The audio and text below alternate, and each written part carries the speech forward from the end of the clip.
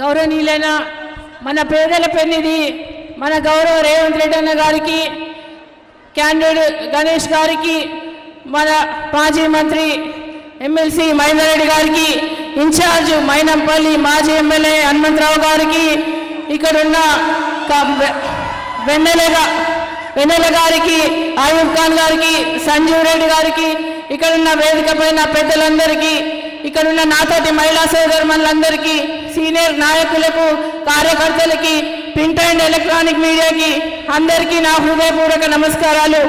ఈరోజు ఇంత పెద్ద ఎత్తున ఇక్కడ జనాలు చాలా ఆదరణ ఉంది. ఈ గెలుపుతోనే, ఈ జనాలతోనే మన గెలుపు సాధ్యమైందని ప్రతి ఒక్కరు చెప్తున్నారు. ఎక్కడ చూసినా బ్రహ్మాండమైన బ్రహ్మరథమ పడుతున్నారు. ఎక్కడ చూసినా మన పార్టీలోకి వస్తున్నారు. గత ప్రభుత్వంలో మీకు డబుల్ బెడ్రూమ్ ఇస్తాని ఇవ్వలేరు, దళిత బంధు ఇస్తాని ఇవ్వలేరు. ఎవరికి ఇచ్చిందో తెలుసా?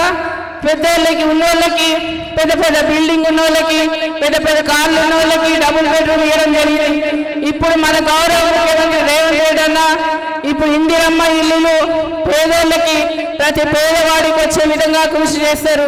ఎందుకంటే మన ఎంపీ ఎలక్షన్లో మెజార్టీ ఇస్తే 10,000 ఇల్లులు ఇస్తామన్నారు, లేకపోతే మనకి 4,000 ఇల్లులే వస్తాయి. కాబట్టి మన మెజార్టీ ఇచ్చి 10,000 ఇల్లులు ఇచ్చి ప్రతి ఒక్క పేదవాడికి అందే విధంగా కృషి చేద్దాం.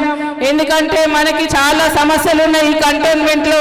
అన్న ఇక్కడ సమస్యలు నీళ్లు లేవు, పట్టా సమస్యలు కూడా మీకు ఉన్నాయి, మీకు అన్ని తెలిసినవే. కానీ ఇప్పుడు చెప్పే టైం లేదు. కాబట్టి మన గౌరవ ముఖ్యమంత్రి రేవంత్ రెడ్డి అన్న 10-15 నిమిషాలు మాట్లాడడానికే టైం ఉంది, ఇంకా టైం సరిపోదు. కాబట్టి ఇక్కడ సమస్యలన్నీ నేను గౌరవ ముఖ్యమంత్రి రేవంత్ రెడ్డి అన్న గారికి ప్రతి ఒక్కటి తెలియజేసి, నేను అభివృద్ధిలో మీకు 5 సంవత్సరాలు అండగా ఉంటా.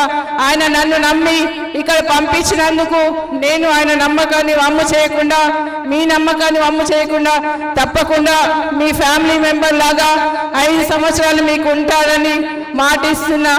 మన ముఖ్యమంత్రి గారు ఫండ్ తీసుకొచ్చి ఇక్కడ డెవలప్ తీసుకొచ్చి, ఇంకా సెంట్రల్ గవర్నమెంట్ నుంచి పెద్ద ఎత్తున నేను కూడా నిధులు తీసుకొచ్చి మీకు అండగా ఉండి ఈ ప్రాంతాన్ని, కంటోన్మెంట్లో ఉన్న సమస్యలన్నీ పెద్ద పెద్ద ఫండ్స్ తీసుకొచ్చి మనం తీసుకొస్తేనే అభివృద్ధి చెందుతాము.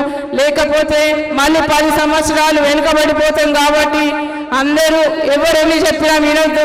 ఆ బీజేపీ వాళ్ళు మీకు గెలిస్తే అపాయింట్మెంట్స్తోనే సరిపోతుంది తప్ప ప్రజలలో ఉండరు.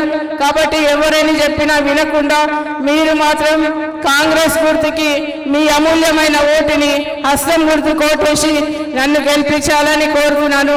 ఈ అవకాశం ఇచ్చిన మీ అందరికీ నమస్కారం తెలియజేస్తూ జై కాంగ్రెస్.